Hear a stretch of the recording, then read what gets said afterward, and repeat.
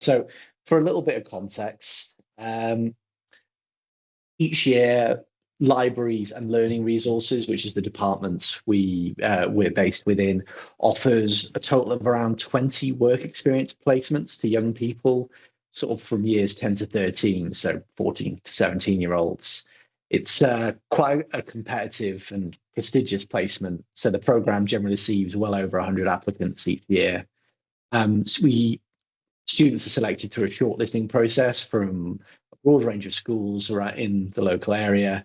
And the percentage of low-income households in a school's catchment area is also factored in, so to promote equity during the selection process. Last year, we even hosted several young people, so we're talking 16 to 25-year-olds from St. Basil's, which is a Birmingham-based charity that works with young people who are homeless or at risk of homelessness. The aim of the placements, though, is to give students an insight into the day-to-day workings of a modern university library. Most importantly, to also show that it isn't just about sorting books. Students will spend a day with different library teams for each day of the week that we're there, and one of them is with us in digital education. So Helen and I were asked to take over our team's provision for that when the original organizer from our team left on short notice, because we had helped on prior sessions in the past. And on.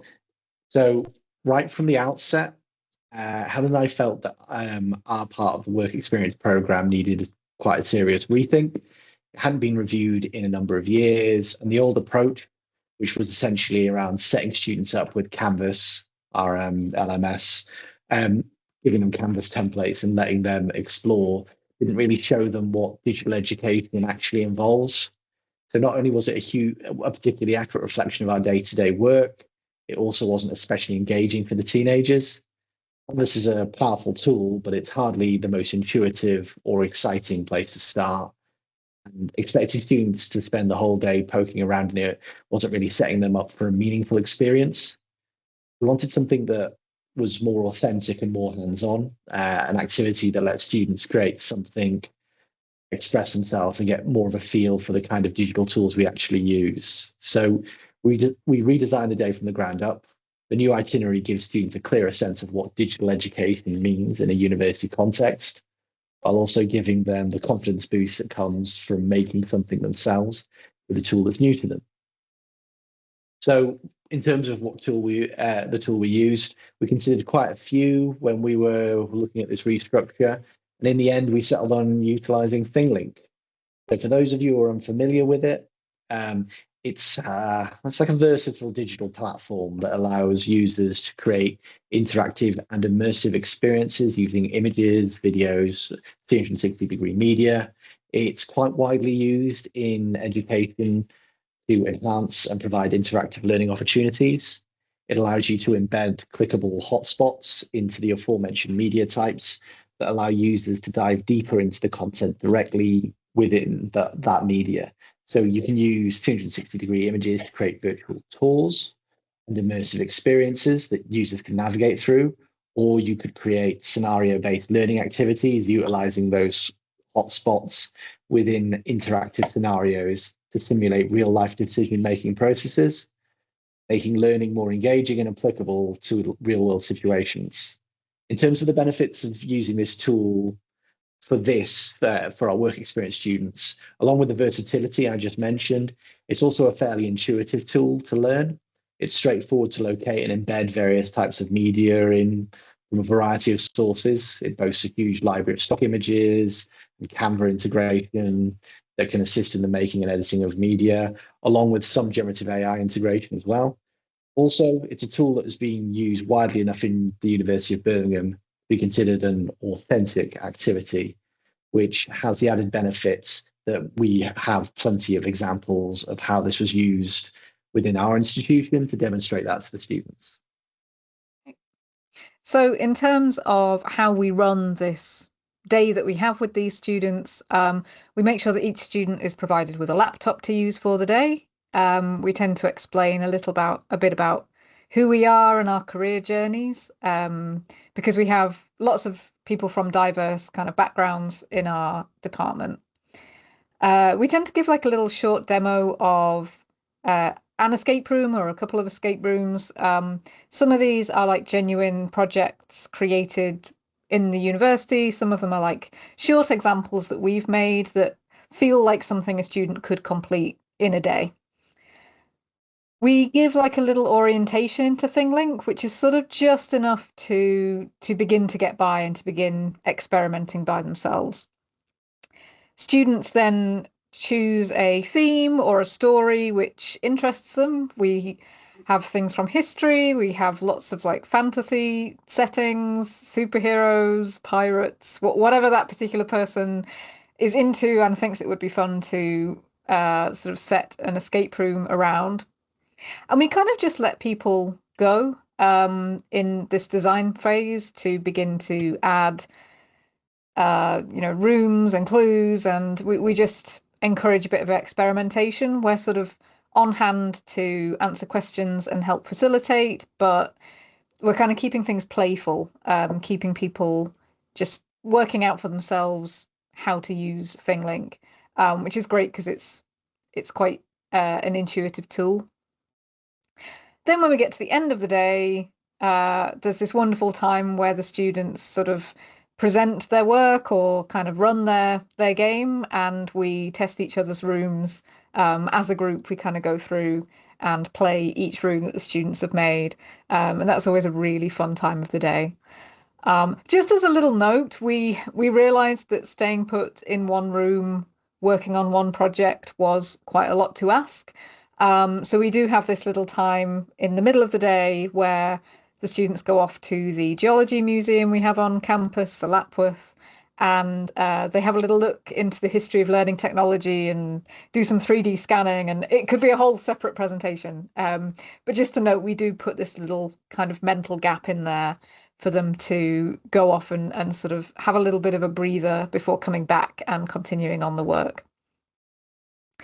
To show you a little bit about the kinds of things students produce, this is an example of the interface in ThingLink, and you can see it is quite intuitive because you're sort of putting blocks together and connecting them with nodes. And I think students find this a really good visual way to get creating very quickly. I love these because they remind me of what are called puzzle dependency charts, which a lot of old school point and click adventure games were made using, but they can sort of get right into making those without having to plan first. We get a huge variety of outcomes. I don't know if all of them would meet strict definitions of being escape rooms. It depends, I guess, on what definition you're using. This one I loved. It was more of a kind of choose your own adventure. So it was a party of adventurers going on a journey that was really fun. This one is more place-based. So you're in Henry VIII's court, and ThingLink can create these 360-degree AI backgrounds, which I have a feeling we might hear more about in the next presentation. They're a little bit weird, a little bit strange, and I think we have mixed feelings about AI, but it does give students a chance to hop in really quickly and build material. I love this one because you can kind of seduce Henry VIII if you really want to. I love that a student built that. Some students get more into the idea of escape rooms as something educational and a place to kind of learn information that you can use within the game, but also maybe elsewhere. This one was one where you're sort of there's a fairy in your house and you need to get the fairy to leave the house. So you go to this library and you learn information about folklore, and then you can kind of get this fairy to leave. You can torment this fairy. Sometimes we have people who are maybe less inclined to come up with these elaborate stories, and they maybe lean more towards creating something a bit more sort of quiz-like. So this one was a bit more linear and a bit more you read information and then you can kind of use it in a quiz. So we're quite loose. We don't turn around to people and say, no, that doesn't strictly meet the definition of being an escape room. Stop. We kind of just let people explore and play. The feedback we've had from this is really nice. We've had people writing back saying they found it really fun and interesting. And we've had parents getting in touch saying that they felt that their child came away with a lot of confidence from it, which is really, really wonderful. In terms of what we learned and things you might be able to kind of take away, we found escape rooms were a really good way into the field of digital education.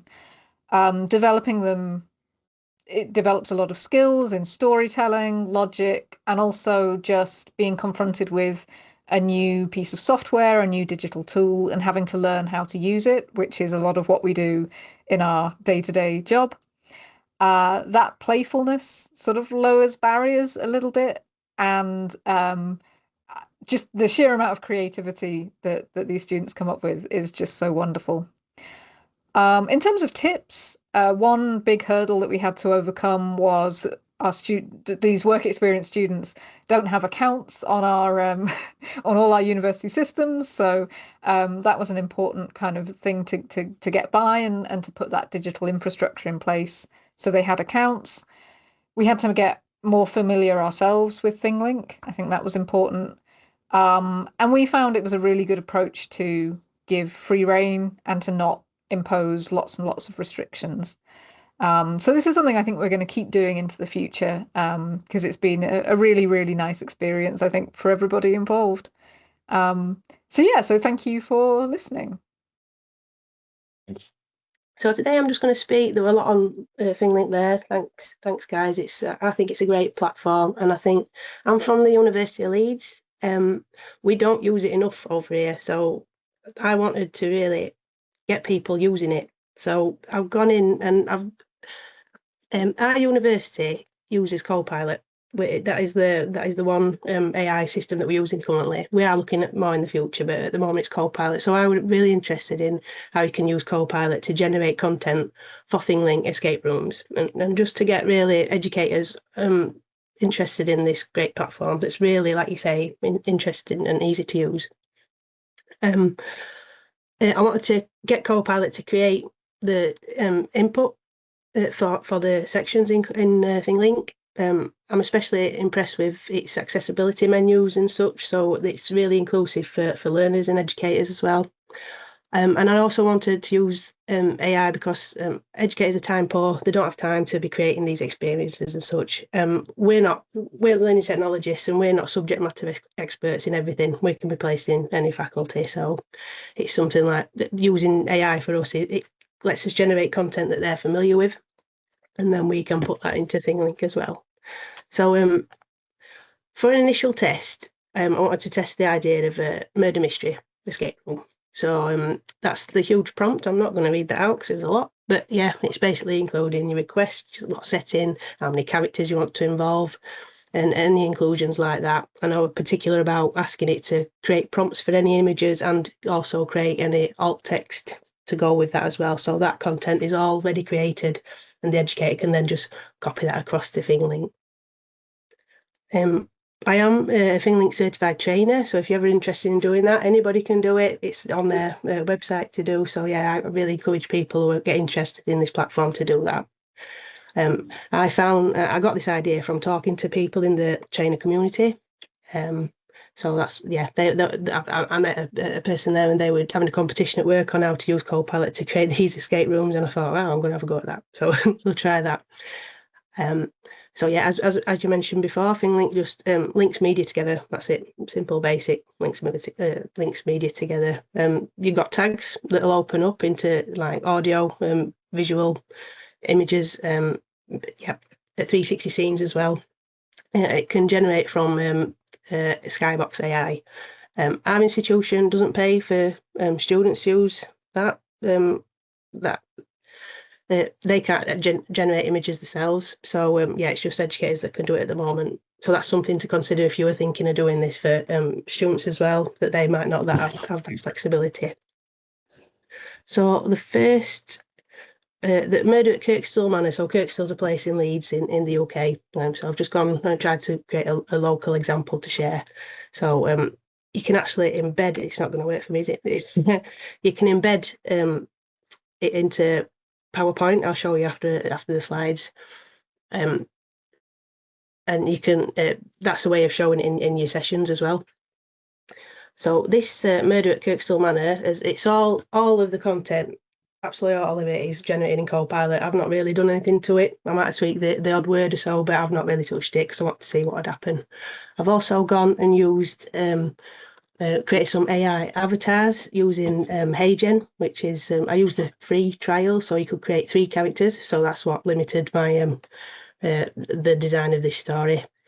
Yeah, it was just a simple. There's been a murder. There's 3 characters. Simple thing. From that, as a side role at Leeds, I'm a wellbeing representative. So I'm the idea of wellbeing and escape room don't really work together, I can see. But I've created this wellbeing escape room as well, which I'll show you. Which again has a prompt considering alt text, how to make it inclusive. It's again completely created in Copilot. It's thought about breathing techniques, food and nutrition, exercise and things like that. And I also asked ThingLink Copilot, to create the full setup for ThingLink as well, so that the educators then got the content and a way to put that into ThingLink. So using this method, you do have to have a basic knowledge of using the platform. So it's really easy to use. I think once you've been in there and put an image in there, it's quite simple to put tags on there and then bring you. There are some limits on what size videos you can use, like the tags will only use 25 megabyte files, for example. But yeah, so like all the images were created in Copilot with the Copilot suggested prompts, which were moved across and then generated in ThingLink. But you have to then download them out of ThingLink to then put them back in. So it's a bit of a roundabout way of doing it. And also I arranged the tags in order so that the clues were all in order, so they'd open up in a specified way. And for the wellbeing escape room, you had there were instructions, but you had to collect letters. So this was at the very beginning. I had to put a message on to say, "Have you got a pen and paper?" So they could actually write these down, because there were no way. Because the code you'd have to collect throughout the experience. Yeah, this is the murder mystery one. I'll just have a quick look through it. So it's just basically you've got the victim there, Oswin. That's not a name I would have come up with. So that's again Copilot generated. You've got your murder suspects here. Again, all generated in Copilot. And then it created a map. It's very simple, but again, I've not touched this, so I've just imported this straight in. We'll nip to the steward's office as one example. So again, as mentioned before, ThingLink will generate these AI 360 images and these scenes. So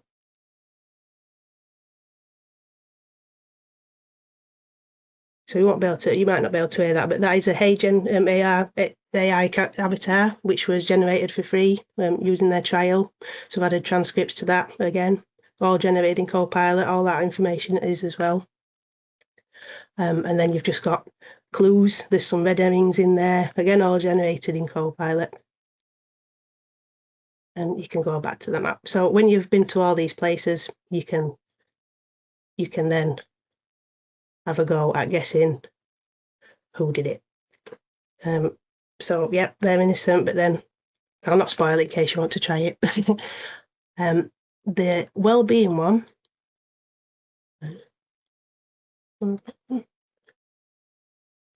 This is a bit different because this is structured more. So you've got your instructions to start with. Accessibility is a major point again in ThingLink, so that's an important part. And this again is asking you, can you record the characters to progress? So you've got ready to go. So just put yes. It's character sensitive, so lowercase and uppercase don't matter. So you're looking around. This is an AI generated space for a wellbeing room. You've got a mindful tip there, so it's telling you to take a rest. So it's giving you activities as you go along. So the goal is to match breathing techniques to benefits. Again, all this, I've not really generated any of this. It was just an idea as an example to share to academics. That's how this image as well was created in ThingLink. All these spaces are locked until you do them in order. So there's all the different breathing techniques. It does take a bit of looking around to find them. And there's another one. And then there'll be a question. So you match these to master beaming techniques to how they can help you. And this one is this one. So then that answer will then lead you to having 3 letters. So you'll collect these letters as you go throughout the experience. Coming using Copilot separately and then coming back in to ThingLink to do it. There are AI tools within ThingLink, but I've been playing with them and I'm not finding them as good, because in Copilot you can copy and paste, and then you've still got your chat that you've created in Copilot to copy across. If you're in ThingLink and you've got your Copilot section that pops out at the side, copy that, it disappears. So you're not going to be able to get that back from what I can find. So I'd rather have it back, so if there's any tweaks I can go back easily and then pull it across it, because you have to copy and paste it from within the platform as well. And also it's got an escape room template in there, but as you can see, this is just a branching one that it's created through using Copilot. It's too messy. There's too much there to give somebody to use. But using their escape room template is a lot easier, but you would have to copy and paste into it because it won't generate that itself. So there's a lot of good and bad things with it. But yeah. I'm thinking I'd just like to get educators using it more. So if there's any quick ways of them to use it, any quick workflows or anything like that, this is what the attempt is to do. Sorry that was a bit messy, but thank you. So, hi everyone, I'm Scott Chesworth, Liaison and Research Report Librarian at Keele University in the UK, and this lightning talk session is called What's in the Box? And it's about how I adapted escape room design to work with multiple teams, limited space, and a minimal kit using a locked box hybrid escape game. So I'm creator, facilitator, and the games master for the Escape to the Library escape games at Keele's campus library since 2018. There I am dressed as the Mad Hatter from an escape game that I ran last week, in-person one, which was called A Most Extraordinary Escapade. Lots of egg puns in there, as you can probably imagine.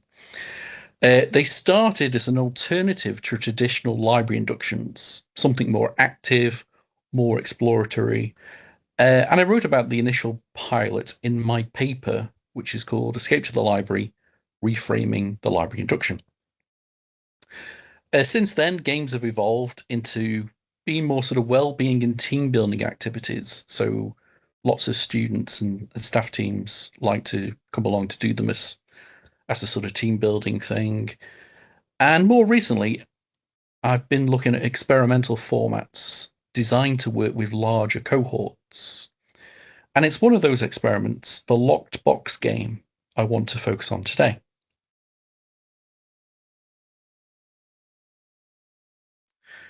So first, a quick bit of context. My traditional escape games follow a fairly familiar structure. They're not really about escaping a room, they're about solving a mystery. Typically, one team of up to 8 players working together in a physical space, usually the library, solving puzzles linked to that environment. So, for example, a puzzle might involve searching the library catalogue, finding a specific book, and using maybe the class mark to unlock an object. And all of those puzzles contribute toward a final goal, unlocking something, stopping a timer, or revealing key evidence. And this model works really well until you try to scale it up. So what happens when you don't have one team, but 5 or 40 students? Well, that's where the model starts to break down. Too much space needed, too many physical resources, and too difficult to manage. So my solution was a hybrid locked box model. Instead of one room and one team, I run up to 5 teams simultaneously. Each team has its own lock box, and each box contains the same end game puzzle.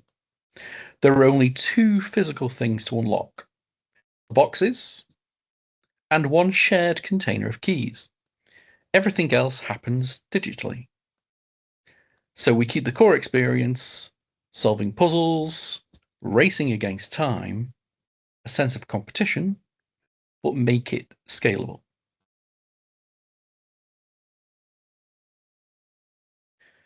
To make this work, I needed a digital system. I didn't use ThingLink. I used Microsoft OneNote. And what OneNote lets you do is password protect sections, which effectively become digital locks. So a team will solve a puzzle, get a code, enter it into a OneNote, and unlock a new section just like they would with a physical lock. Inside those locked sections are puzzles, clues, and narrative elements, text, images, audio, even video if needed. So the structure of an escape room is still there, just translated into a digital format. And importantly, it's easy to build, easy to adapt, and doesn't require specialist software. For this game, the narrative is that teams are sent into a lab to recover evidence before a timer deletes it.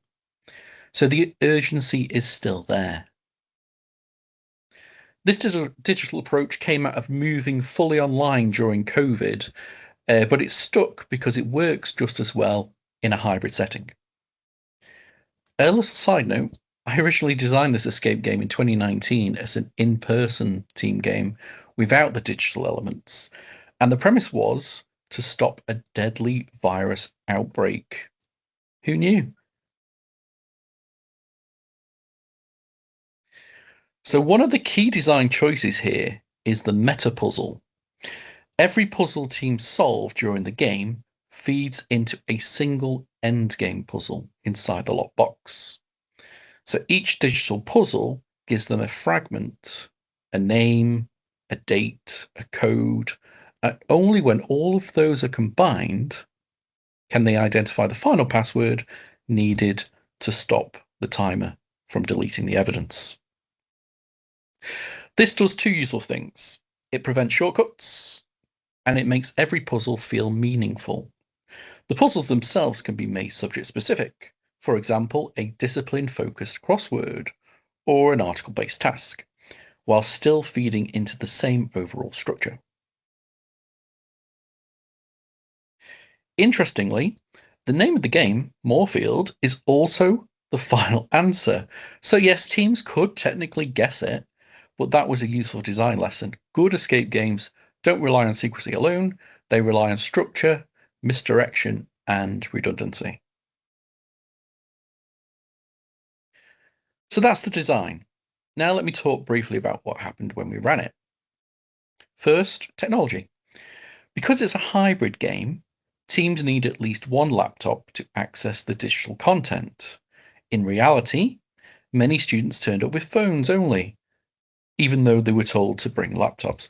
So having printed backups of all puzzles was essential, both for accessibility and resilience.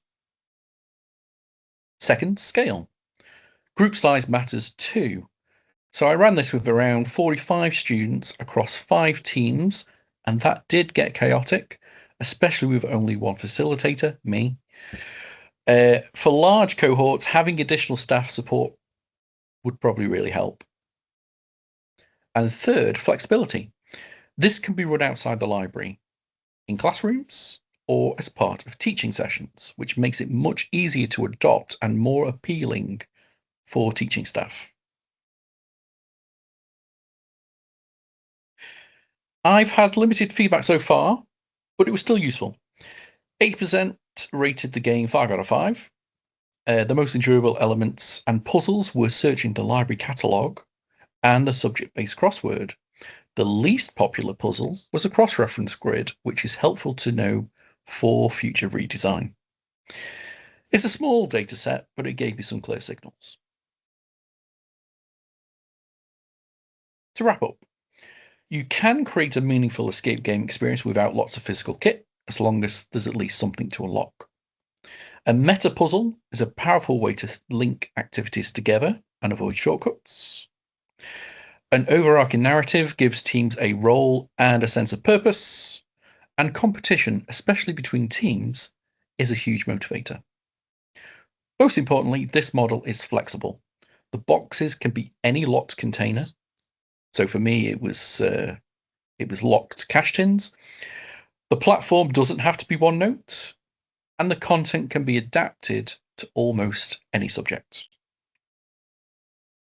Okay, so thanks very much for listening. I'm happy to answer any questions, and I'd love to hear how others are scaling escape games in their own contexts.